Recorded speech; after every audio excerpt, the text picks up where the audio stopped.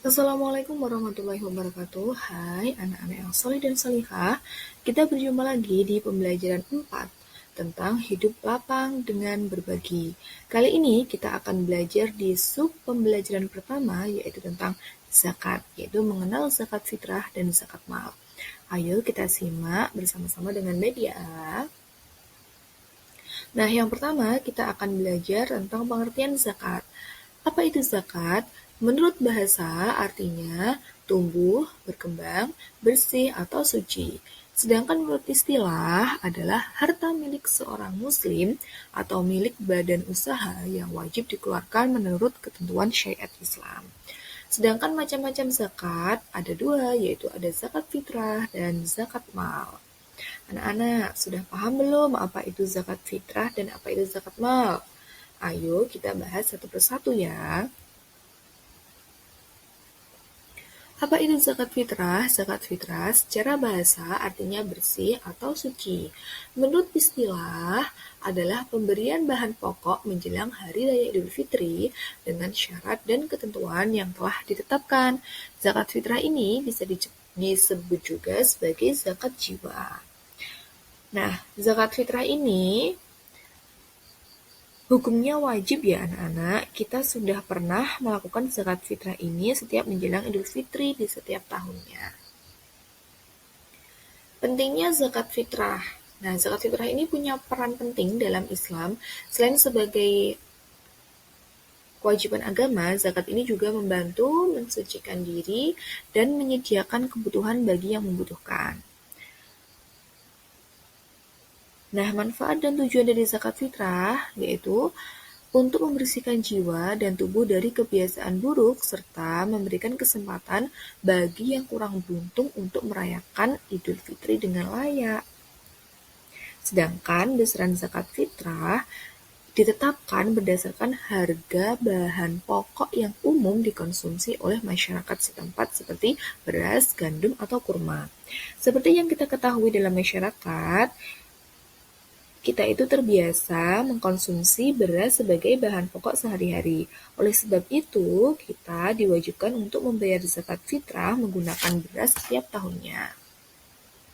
Pada umumnya, besaran zakat fitrah yaitu 2,5 kg atau 3,5 liter per jiwa dari jenis makanan pokok yang biasa dikonsumsi. Lalu siapa yang wajib membayar zakat fitrah? Yaitu setiap muslim yang mampu, baik dewasa maupun anak-anak, itu wajib membayar zakat fitrah. Bahkan orang tua harus membayar zakat fitrah atas nama anak-anaknya. Lalu, bagaimanakah penghitungan zakat fitrah? Zakat fitrah itu cara menghitungnya adalah dengan jumlah jiwa yang wajib dizakati dikali besaran zakat fitrah dalam bentuk kilo. Jadi zakat fitrah itu ditentukan dari jumlah jiwa yang wajib dizakati, kemudian dikalikan dengan besaran zakat fitrah dalam kilo.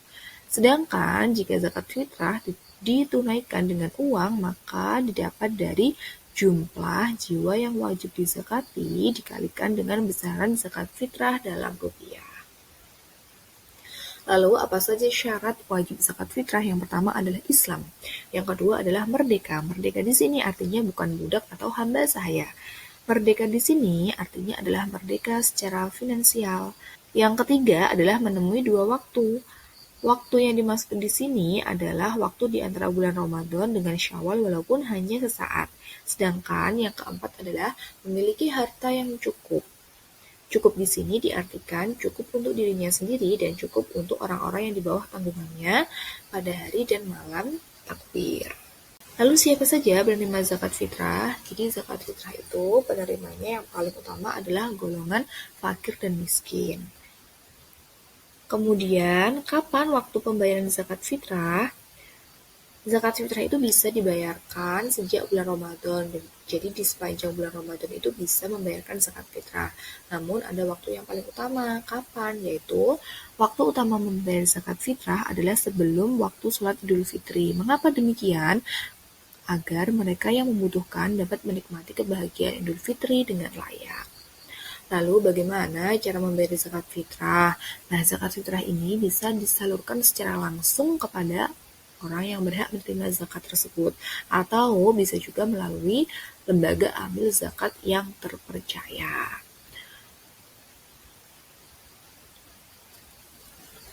Nah, anak-anak yang soleh dan solehah, sekarang kita akan membahas tentang zakat mal. Zakat mal itu disebut juga sebagai zakat harta, yaitu zakat yang dikeluarkan oleh seseorang sesuai dengan ketentuan yang berlaku menurut syariat Islam. Berikut ini adalah ketentuan harta yang wajib dizakati. Yang pertama adalah harta tersebut adalah harta yang diperoleh dengan cara halalan thayyiban, dengan halal dan baik. Yang kedua adalah harta tersebut adalah harta yang berkembang, artinya dapat memberikan keuntungan bagi si pemilik harta. Yang ketiga, harta milik sendiri dan si pemilik harta mempunyai kekuasaan untuk menggunakannya.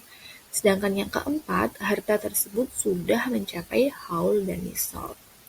Nah, ini adalah macam-macam zakat mal. Yang pertama ada zakat profesi, yang kedua zakat perdagangan atau perniagaan, yang ketiga zakat emas atau perak, yang keempat zakat tabungan, dan yang kelima ada zakat pertanian atau perkebunan.